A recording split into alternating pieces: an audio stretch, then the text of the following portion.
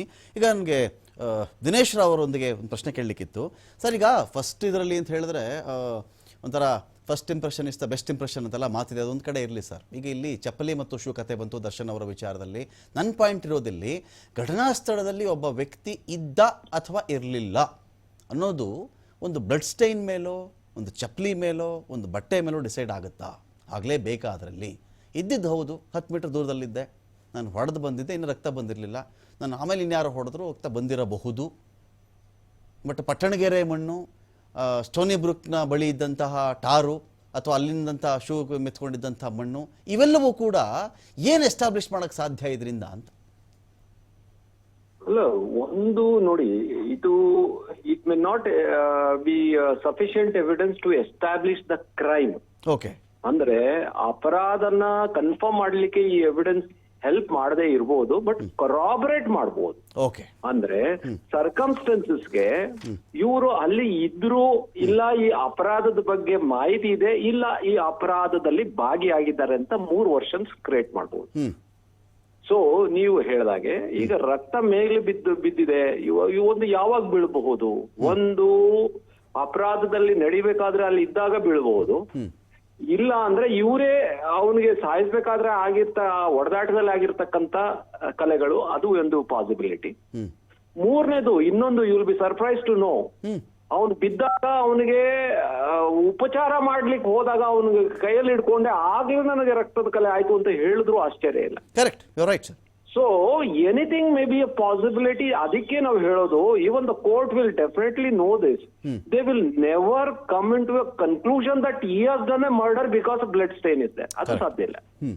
ಅದಕ್ಕೆ this is one of the evidence for corroboration ಅಂತಾನೆ ನಾವು ಹೇಳೋದು. This can not be a conclusive evidence. ಅದೇ ಫಿಂಗರ್ ಪ್ರಿಂಟ್ ಇತ್ತು, ವೆಪನ್ ಮೇಲೆ ಇತ್ತು ಫಿಂಗರ್ ಪ್ರಿಂಟ್. ಆ weapon produce certain injuries which are known to be fatal in the post mortem. Okay, ಆವಾಗ crime can be established by the prosecution. So this is how the case to be correlated from the victim to the accuse and to the crime scene. Okay okay. Umesh sir, ಈಗ ಇಲ್ಲಿ C V Nagesh ಅವರ ವಾದ ಸರಣಿಯನ್ನು ತುಂಬ ಸೂಕ್ಷ್ಮವಾಗಿ ಗಮನಿಸಿದಾಗ ಅವ್ರು ಒಂದು ಪಾಯಿಂಟ್ ಎಸ್ಟಾಬ್ಲಿಷ್ ಮಾಡೋಕ್ಕೆ ಶುರು ಮಾಡಿದ್ದಾರೆ. ಆ್ಯಸ್ ಎ ಓಪನಿಂಗ್ ಬ್ಯಾಟ್ಸ್ಮನ್ ಇರ್ತಾರಲ್ಲ, 15 ಓವರ್ ಒಳಗಡೆನೆ ಒಂದು ಮ್ಯಾಚಲ್ಲಿ ಬಂದವರೇನೆ, ಅವ್ನು ಯಾವ ಸ್ಟ್ರಾಂಗ್ ಬೌಲರ್ ಇರ್ತಾನೆ ಸರ್, ಆ ಕಡೆಗೆ ಟ್ರಂಪ್ ಕಾರ್ಡ್ ಬೌಲರ್ ಇರ್ತಾನೆ, ಬಂದವರೇ ಒಂದೆರಡು ಬೌಂಡ್ರಿ ಸಿಕ್ಸರ್ ಹೊಡೆದು ಬಿಡ್ತಾರೆ. ಇದು ನಮ್ಗೆ ಗೊತ್ತಾಗೋದು ಯಾವಾಗ ಅಂದರೆ, ನಮಗೆ ಮತ್ತೆ ಪ್ರಾಸಿಕ್ಯೂಷನ್ ಅವರು ವಾದ ಮಾಡೋಕ್ಕೆ ಶುರು ಮಾಡಿದಾಗ್ಲೇ ಇವ್ರ ಕಡೆ ಇನ್ನೂ ಅದ್ಭುತವಾಗಿದ್ರು ಬ್ಯಾಟ್ಸ್ಮನ್ಗಳು ಅಂತ. ಅಲ್ಲಿವರೆಗೂ ನಮ್ಗೆ ಗೊತ್ತಾಗಲ್ಲ, ಅಲ್ಲಿವರೆಗೂ ಇದೇ ಅದ್ಭುತ ನಮಗೆ ಒಂದು ಇನ್ನಿಂಗ್ಸ್ ತಾನೇ ನಾವು ನೋಡಿರ್ತೀವಿ. ಈ ಪ್ರಶ್ನೆ ಏನು ಅಂತ ಹೇಳಿದ್ರೆ, ಈ first your narration it self ಒಂದು ಒಳ್ಳೆ ಕತೆ ಕಟ್ಟಿದ್ದಾರೆ ರಿಲೇಟೆಡ್ ಟು ದರ್ಶನ್ ಅಂತ ಹೇಳಿ. ನನ್ನ ಕಕ್ಷಿದಾರನ ಪರವಾಗಿ ತುಂಬ ಅದ್ಭುತವಾದ ಕಟ್ಟುಕತೆ ಕಟ್ಟಿದ್ದಾರೆ. ಬಟ್ಟೆ ಅಂತೆ, ರಕ್ತದ ಕಲೆ ಅಂತೆ, ಒಗೆದ ಮೇಲೂ ಕಾಣಿಸ್ಬಿಡ್ತಂತೆ, ಇವ್ರಿಗೆ ತಂದುಬಿಟ್ರಂತೆ. ಚಪ್ಪಲಿ ಅಂತ ಹೇಳಿದ್ರೆ ಶೂ ತೊಗೊಂಬರ್ತಾರೆ ಇವರು. ಅಂದರೆ ಇಷ್ಟು ಪೆದ್ರ ಇವರು ಈ ಥರ ಮಾಡ್ಕೊಂಡು ಬಂದಿದ್ದಾರೆ ಈ ಕಥೆಯನ್ನು.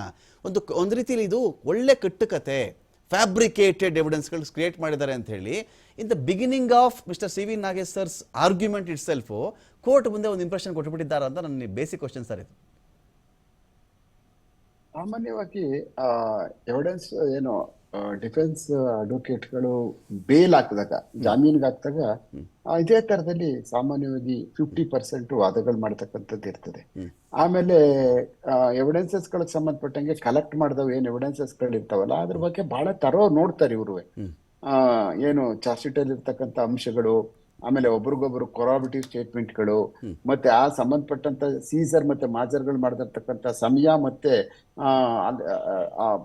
ಇರ್ತಕ್ಕಂಥ ಏನು ಆ ಜಾಗಗಳಲ್ಲಿ ಮಾಡಿದಂತ ಕಲೆಕ್ಟ್ ಮಾಡಿದಂಥವು ಯಾವಾಗ ಎಷ್ಟು ಗಂಟೆಗೆ ಫಾರ್ವರ್ಡ್ ಅದು, ಎಲ್ಲಿಗೆ ಡಾಕ್ಟರ್ ಹತ್ರಕ್ಕೆ ಹೋದಕ್ಕೆ ಎಷ್ಟು ಗಂಟೆಗೆ ಹೋದು, FSLಗೆ ಎಷ್ಟು ಗಂಟೆಗೆ ಹೋದು, DNA ಸೆಂಟರ್ಗೆ ಎಷ್ಟು ಗಂಟೆಗೆ ಹೋದು, ಪ್ರತಿಯೊಂದೂ ಸಹ ಅವರು ಒಂದು ಮ್ಯಾಪ್ ಮಾಡ್ತಾರೆ. ಪ್ರತಿಯೊಂದೂ ಈ ಒಂದು ಆರ್ಗ್ಯುಮೆಂಟ್ ಬರುವಂತ ಸಮಯದಲ್ಲಿ ನನ್ನ ಲೆಕ್ಕದಲ್ಲಿ ಟ್ರೇಲ್ ಬರೋಕ್ಕೆ ಏನು ತಯಾರಿಯಾಗಿ ಬರ್ತಾರೆ ನೋಡಿ, ಅದಕ್ಕಿಂತ ಹೆಚ್ಚಿಗೆ ತಯಾರಿಗಳು ಬೇಲ್ ತಗೊಳ್ಳೋದಕ್ಕೆ ಬರ್ತಾರೆ. ಯಾಕೆಂದ್ರೆ ಪೂರ್ಣ ಪ್ರಮಾಣದ ಎಲ್ಲಾ ಮೆಟೀರಿಯಲ್ಗಳಾಗಲೇ ಚಾರ್ಜ್ ಶೀಟ್ ಅಲ್ಲಿ ಇದ್ಬಿಟ್ಟಿದೆ. ಇನ್ನೊಂದ್ ಸ್ವಲ್ಪ ಅದು ಇದು ಡಾಕ್ಯುಮೆಂಟ್ಗಳು ಏನಾದ್ರು ಅಕಸ್ಮಾತ್ ಕೊಡುವುದಿತ್ತು, ಯಾವ್ದಾದ್ರು ಪೆಂಡಿಂಗ್ ಇದ್ರೆ ರಿಪೋರ್ಟ್ಸ್ಗಳು, ಅದನ್ನ ಕೋರ್ಟ್ ಕೊಡ್ತಕ್ಕಂಥದ್ನ ನೆಕ್ಸ್ಟ್ ಕಮಿಂಗ್ ಡೇಸ್ ಗಳಲ್ಲಿ ಅಕಸ್ಮಾತ್ ಪೆಂಡಿಂಗ್ ಇದ್ರೆ ಅದನ್ನ ಒಂದು ರಿಪೋರ್ಟ್ ಸಮೇತ ಈ ಚಾರ್ಜ್ ಶೀಟ್ಸ್ ಜೊತೆಗೆ ಅಡಕ ಮಾಡ್ಕೊಳ್ಳೋದಕ್ಕೆ ನ್ಯಾಯಾಧೀಶರ ಮುಂದೆ ತನಿಖಾಧಿಕಾರಿಗಳು ಕೊಡ್ಬೋದು. ಕೊಟ್ಟು ಅವ್ರನ್ನು ಸಹ ವಿಟ್ನೆಸ್ ಆಗಿ ನೀವು ಕನ್ಸಿಡರ್ ಮಾಡಿ ಅಂತ ಅಪ್ಲಿಕೇಶನ್ ಆಗ್ತಕ್ಕಂಥ ಕಾರ್ಯಕ್ರಮಗಳು ಮುಂದೆ ಈ ಕೇಸ್ಗಳಲ್ಲಿ ಇರ್ಬೋದು.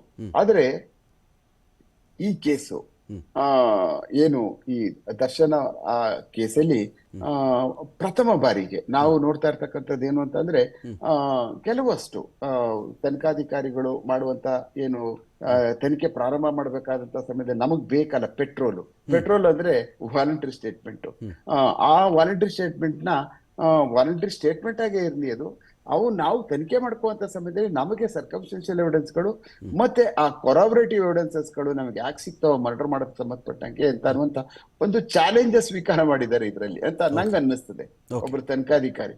That is also a fine. ಅದು ಕರೆಕ್ಟ್ ಆಗಿ ಅದು ತಪ್ಪು ಅಂತ ಹೇಳ್ಬಿಡಕ್ ಆಗುದಿಲ್ಲ. ಆ ತರ ಏನ್ ತನಿಖೆ ಮಾಡಿದ್ದಾರೆ, ಇದೇ ಟ್ರೆಡಿಷನಲ್ ತನಿಖೆಗಳೇ ಮಾಡ್ಬೇಕು ಅಂತ ಏನಿಲ್ಲ ಇದರಲ್ಲಿ.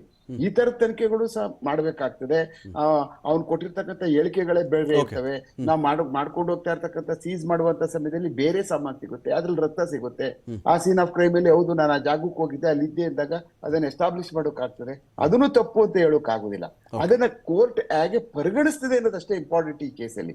ನಾವ್ ಯಾಕೆ ಅಂತಂದ್ರೆ ಈ ತರದ ಹೊಸದಾಗಿ ನೋಡ್ತಾ ಇರ್ತಕ್ಕಂಥ ಕಾರ್ಯಕ್ರಮ ಆದ್ರಿಂದ ಅದನ್ನ ಹೇಗೆ ಎನ್ಲೈಟನ್ ಮಾಡ್ತಾರೆ ನಮ್ಮ ಪ್ರಾಸಿಕ್ಯೂಷನ್ ಅವರು ಅನ್ನುವಂಥದ್ದು ಬಹಳ ಇಂಪಾರ್ಟೆಂಟ್ ಟಾಸ್ಕ್ ಇದ್ರೊಳಗಡೆ ಇದ್ರಲ್ಲಿ.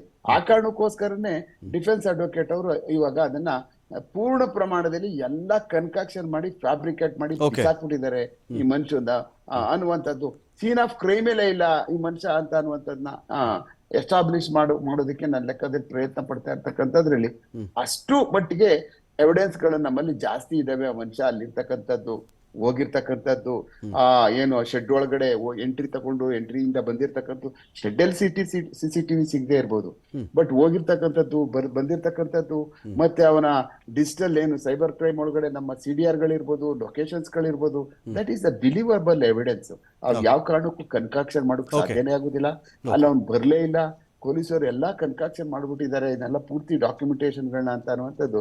ದಟ್ ಈಸ್ ಅದು ಅಷ್ಟು ಸುಲಭಕ್ಕೆ ಅವು ನಮ್ಮ ವಿರುದ್ಧವಾಗಿ ಸಾಕ್ಷಿಗಳನ್ನ ನೋಡಿದೆಲ್ಲ ಅವೆಲ್ಲ ಡಾಕ್ಯುಮೆಂಟೇಶನ್ ಎವಿಡಾದ್ರಿಂದ ಅವೆಲ್ಲ ನಮ್ಗೆ ಸಹಾಯ ಮಾಡ್ತವೆ. ಆ ಮನುಷ್ಯ ಅಲ್ಲಿದ್ದ, ಬಟ್ ಆ ಮನುಷ್ಯ ಅಲ್ಲಿ ಇದ್ದಾಗ ಸತ್ನ, ಇವನ್ ಏಟಿಗೆ ಸತ್ನ, ಅದು ಆ ಸಂಬಂಧ ರಿಲೇಟೆಡ್ ಅಲ್ಲಿ ಪೋಸ್ಟ್ ಮಾರ್ಟಮ್ ರಿಪೋರ್ಟ್ ಒಳಗಡೆ ಯಾವ ಏಟಿಂದ ಸತ್ತ, ಇದ್ರ ಮೇಲೆ ಅಷ್ಟೇ ನಿಂತ್ಕೊಳ್ಳುವಂಥದ್ದು. ಏನೋ ಸಾಮಾನ್ಯವಾಗಿ ಏನಾಗುತ್ತೆ ಅಂತಂದ್ರೆ ಈ ಏನು ನಮ್ಮ ಫೋರೆನ್ಸಿಕ್ ಏನು ಎವಿಡೆನ್ಸಸ್ ಗಳು ಸಂಬಂಧಪಟ್ಟಾಗೆ ಅವು ಅದ್ರ ಸತ್ಯ ಹೇಳ್ಕೊಂಡು ಹೋಗ್ತವೆ.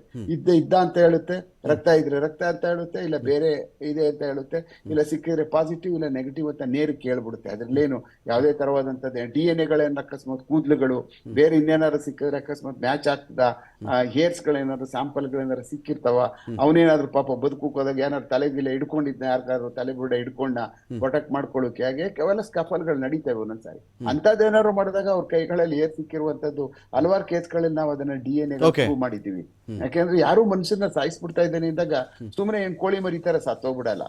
ಏನಾದ್ರೂ ಒಂದ್ ಪ್ರಯತ್ನ ಪಡ್ತಾನೆ, ತಪ್ಪಿಸ್ಕೊಂಡು ಹೋಗ್ಬಿಡೋಣ, ಏನಾದ್ರೂ ಆಗ್ಲಿ ಅಂತ ಅನ್ನುವಂಥದ್ದು ಸಣ್ಣದೊಂದ್ ಪ್ರಯತ್ನ ಆದ್ರೂ ಮನುಷ್ಯ ಮಾಡೇ ಮಾಡ್ತಾನೆ. ಅಂತದ್ದೆಲ್ಲ ಇರ್ತದೆ ಅಂತ ತನಿಖಾಧಿಕಾರಿ ಗೊತ್ತಿರುತ್ತೆ ರಮಕಾಂತ್. ಆ ಕಾರಣಕ್ಕೆ ಇನ್ನೂ ಒಂದ್ ದಿವಸ ಅದು ಆರ್ಗ್ಯುಮೆಂಟ್ ನಡೀಬಹುದು.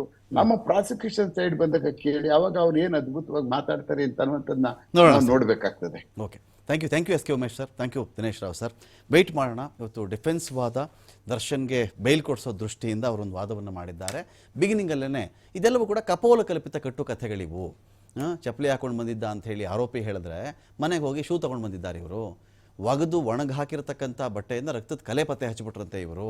ರೇಣುಕಾಸ್ವಾಮಿ ರಕ್ತ ಅಂತೆ ಅದು. ಇದೆಲ್ಲ ಮ್ಯಾಜಿಕ್ ಶೋ ಕತೆ ಕೇಳ್ದಂಗಿದೆ ಇದು. ಸೀನು ಯಾವತ್ತು ಮರ್ಡರ್ ಆಗಿರೋದು, ಪೊಲೀಸ್ಗೆ ಮಾಹಿತಿ ಗೊತ್ತಾಗಿದ್ದು ಯಾವತ್ತಿಗೆ, ಆ ಸೀನ್ನ ಸೀಸ್ ಮಾಡಿದ್ದು ಯಾವತ್ತು, ವಶಪಡಿಸ್ಕೊಂಡಿದ್ದು ಯಾವತ್ತು, ಮಾಜರ್ ಮಾಡಿರೋದು ಯಾವತ್ತು, ಕತ್ತೆಲ್ಲೋ ಮಾಜರ್ ಮಾಡ್ಕೊಂಡು, ಈ ಥರದ್ದು ಒಂದಷ್ಟು ವಾದ ಸರಣಿಯಲ್ಲಿ ಮುಂದುವರ್ಕೊಂಡು ಹೋಗಿದೆ. ನಾಳೆ ಇದೇ ವಿಚಾರಕ್ಕೆ ಸಂಬಂಧಪಟ್ಟಂತೆ CB ನಾಗೇಶ್ ಅವರ ವಾದ ಮುಂದುವರೆದದ್ದನ್ನು ಕೂಡ ಕೇಳಿಸಿಕೊಂಡ ಮೇಲೆ ಪ್ರಾಸಿಕ್ಯೂಷನ್ ಅಂದರೆ ರೇಣುಕಾಸ್ವಾಮಿಯ ಪರವಾಗಿ ಏನು ವಾದ ಬರುತ್ತೆ ಅಂತ ನಾವು ವೆಯ್ಟ್ ಮಾಡ್ತಾ ಇದ್ದೀವಿ ಅಂತ ಹೇಳಿ